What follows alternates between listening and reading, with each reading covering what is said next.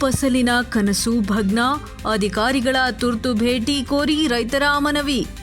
ಚಿಕ್ಕಮಗಳೂರು ಜಿಲ್ಲೆಯ ಮೂಡಿಗೆರೆ ತಾಲೂಕಿನ ಕೊಟ್ಟಿಗೆಹಾರ ಸಮೀಪದ ದೇವನಗೂಲ್ ಗ್ರಾಮದಲ್ಲಿ ನಿರಂತರ ಮಳೆ ಮತ್ತು ಹೆಚ್ಚಿದ ತೇವಾಂಶದಿಂದ ಕಾಫಿ ತೋಟದಲ್ಲಿ ಕೊಳೆ ರೋಗ ವ್ಯಾಪಕವಾಗಿ ಕಾಣಿಸಿಕೊಂಡಿದೆ.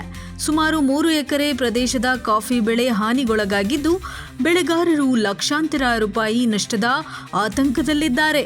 ಈ ಕುರಿತು ಒಂದು ವರದಿ.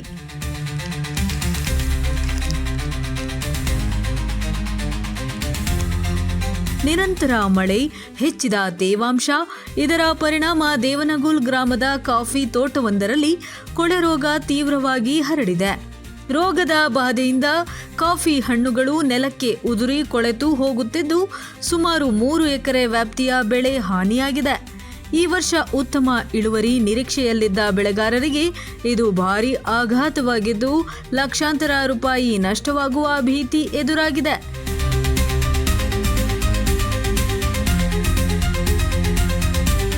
ಕೊಳೆ ರೋಗ ನಿಯಂತ್ರಣಕ್ಕೆ ತಕ್ಷಣ ಅಗತ್ಯ ಕ್ರಮ ಕೈಗೊಳ್ಳಬೇಕು. ಹಾನಿಗೊಳಗಾದ ಕಾಫಿ ಬೆಳೆಗಾರರಿಗೆ ಸರ್ಕಾರ ಪರಿಹಾರ ಘೋಷಿಸಿ ಕೃಷಿ ಹಾಗೂ ತೋಟಗಾರಿಕೆ ಅಧಿಕಾರಿಗಳು ಸ್ಥಳಕ್ಕೆ ಭೇಟಿ ನೀಡಿ ವೈಜ್ಞಾನಿಕ ಸಲಹೆ ನೀಡಬೇಕು ಎಂದು ಸ್ಥಳೀಯರು, ರೈತರು ಒತ್ತಾಯಿಸಿದರು. ಇನ್ನು ಮಲೆನಾಡಿನಲ್ಲಿ ಮುಂದುವರೆದಿರುವ ಮಳೆಯ ನಡುವೆ ಕಾಫಿ ಬೆಳೆಗಾರರ ಸಂಕಷ್ಟ ಮತ್ತಷ್ಟು ಹೆಚ್ಚಾಗಿದೆ. ಸರ್ಕಾರ ಹಾಗೂ ಸಂಬಂಧಪಟ್ಟ ಇಲಾಖೆ ತ್ವರಿತವಾಗಿ ಸ್ಪಂದಿಸಿ ಬೆಳೆಗಾರರ ನೆರವಿಗೆ ಧಾವಿಸುತ್ತವೆಯೇ ಎಂಬುದನ್ನು ಕಾದು ನೋಡಬೇಕಿದೆ. Public 18 news desk, Mudigere.